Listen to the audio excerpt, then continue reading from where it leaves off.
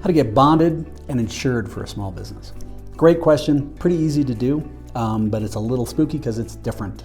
People aren't necessarily aware of it. But we're going to go exactly through how to do this. As entrepreneurs and business owners, we know that if we have a clear plan, anything becomes possible. And if you can have a clear plan, a clear process to create that plan, and a way to create clarity with your partner or spouse, you can drive to amazing heights.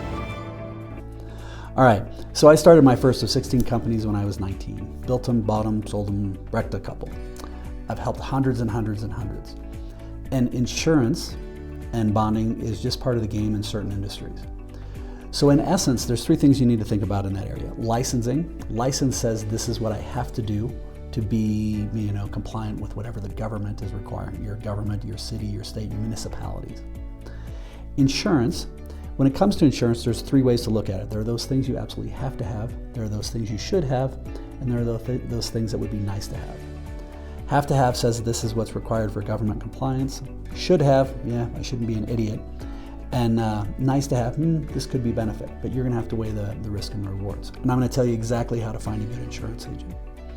And then lastly, we have the bonds. Bonds are nothing more but another, think of it almost as a way of ensuring the customer you're working with. The customer may require that you have that. So there's two types of bonds. There's a fidelity bond, which in essence says it's like a supplement to your existing insurance. If something happens, then this, and we'll explain this a little bit more. And then there's a surety bond. And that says that if you don't do this, we're gonna get some money and we're gonna be covered so we know we're covered with it. So high level, let's step back. You're looking at this because you wanna know how you get bonded and insured. Well, in my courses and in this book, we talk a lot about how do you build a great team of advisors. A strategic team of advisors, especially if you're just starting a small business or you're getting started with it, is going to be a great small business a great small business accountant. I usually start there. Then a great small business attorney, a great small business banker, a great small business insurance agent, maybe a small business marketing person. But starting with the accountant, I like accountants because for some reason accountants seem to know everybody. And they can recommend other people that you know. So before you even pull the trigger on this, they're going to be able to say, hey, go talk to so-and-so.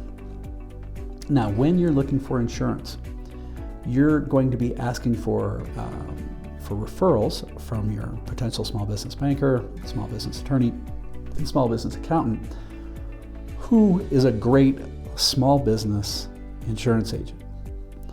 It sounds crazy, but not all insurance agents are made the same. Somebody who understands and knows your space. And one of the key things when you talk to them, you can say, hey, how many businesses do you have that do whatever you're planning on doing? And if they say, oh, I don't really have any, you may want to keep shopping. But they say, actually, I have 5, and I've worked with them for 20 years. That's a really good sign. Your insurance agent isn't going to have blind spots and they're not going to let a bunch of stuff slip and fall through the cracks. Now, one of the key things is if it's possible, if you can get a contract or a potential contract that you're looking at doing even before you start all this business, you can actually take that to your insurance agent, and your insurance agent, quality insurance agent, loves to look at contracts. I know it sounds crazy, but they'll look through and they'll actually go through and say, hey, yeah, you need to have a minimum of this much liability coverage. And right now you don't. Or you do, but it's going to cost you this much more. They're going to go through and they may say, hey, actually, it's requiring that you have a fidelity bond in this area so that we make sure we've got a little extra coverage. And that's how we can do this. And this is how much that's going to cost. Or they may even be going to say, yeah, the surety bond says this particular contract says you have to have a $5 million surety bond. And you're new, so that surety bond is actually going to be pretty expensive. It's going to cost you more than you think because you don't have the right track record yet to show, yeah, trust me, I'm going to do this, I'll take care of it in the right way. Doesn't mean you won't do it, but the contracts are going to require that. And this is where actually having a great insurance agent, they'll do a better job reading these a lot of times than than your attorney. And usually they'll do it for free because they know they're going to be selling you the policies or the bonds or things associated with it. Now, if for some reason they don't sell bonds, which would be strange, but they might not, you can typically, they're going to know somebody who can, and they'll get a referral out to you. So ideally, if you're wondering, hey, how do I get bonded and insured for a small business? Hopefully this helps. do it before you do your final bid and your final costing.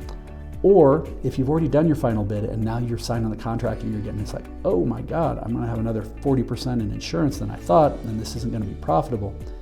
Go have those hard conversations now, rather than trying to, lose a bunch of money on this deal. You may still be stuck, but there may be ways to get out of it too, and just have a conversation with them.